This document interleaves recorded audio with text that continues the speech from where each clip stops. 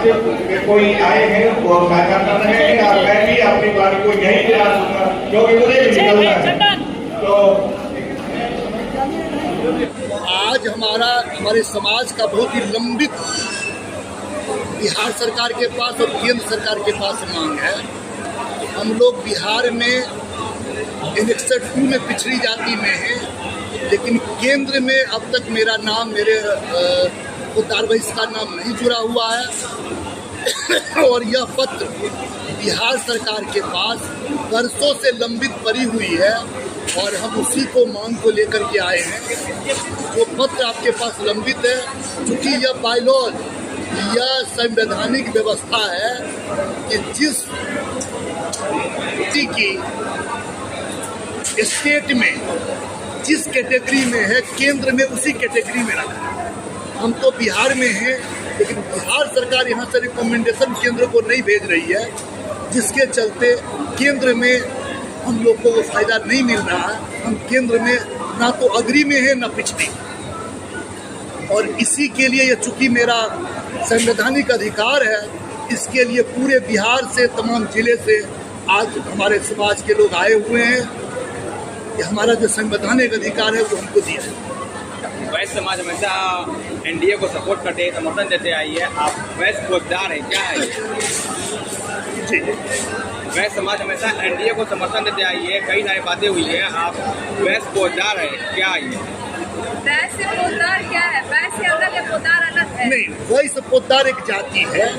जैसे हमारी वैश्य में जो बनिया जाति होती है वो 56 उपजातियों में बटा हुआ है। वो शुरू से ऐसी साजिश चली कि हमारे समाज को अलग अलग भागों में बांट के 56 जातियों में बांट दिया गया। तो बहुत सारे जातियां जो हैं ओबीसी में है केंद्र में, लेकिन उसमें वैश्य पोद्दार छुटा हुआ है।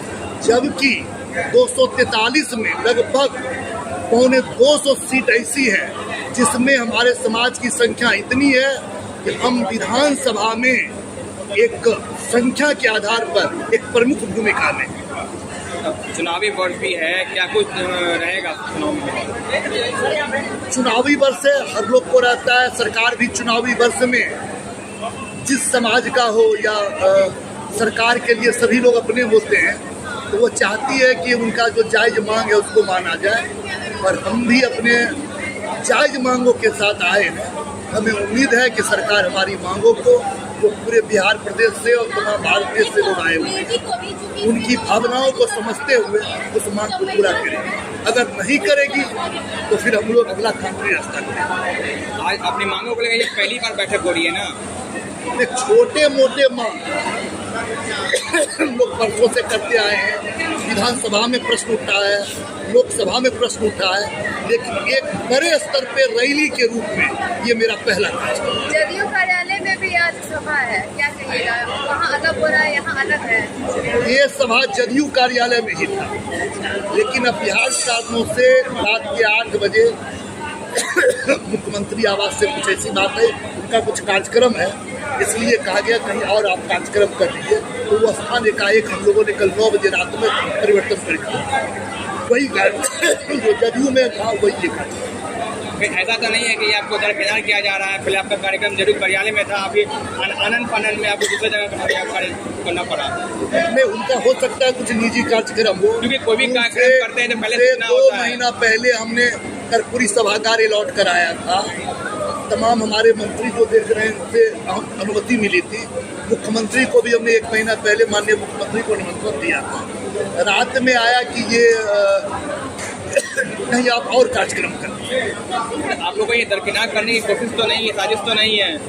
कि सूचना आप लोगों ने 2 महीना पहले दिया था। ऐसी संभावना हो सकती है कि हमारे जो समाज के लोग हैं, हमारे जो जात के लोग हैं, स्वाभिमानी हैं और वो फुटपाथ पर अन्न बेच कर करके, रिक्शा चला के, ठेला चला के, लेकिन किसी की गुलामी में नहीं करते। ये हमारी जात, हमारी स्वाभिमानी जात है। और ऐसा है, इन लोगों को लगता होगा कि यह तो एनडीए का कोर वोटर है, हम चाहे जैसे ले चलेंगे। लेकिन अगर ऐसा सरकार सोच रही है, ये बहुत बड़ी भूल है। वोट छोड़ देंगे चुनाव में। अगर हमारा जो 3 मांग है, केंद्र में मेरा नाम जोड़ो, अति पिछड़ा में बिहार में जोड़ो, और जो हमारी जात है उसको 19 जाति के साथ एक साजिश के तहत एक कोड 19 जाति को एक साथ किया गया, उसमें हमें भी डाल दिया गया। हमारा मांग है हमारे जात का कोड अलग करो, जिससे हमारी संख्या का एक्चुअल पता चले और आपके संख्या के बल पर हमको भी अधिकार मिले।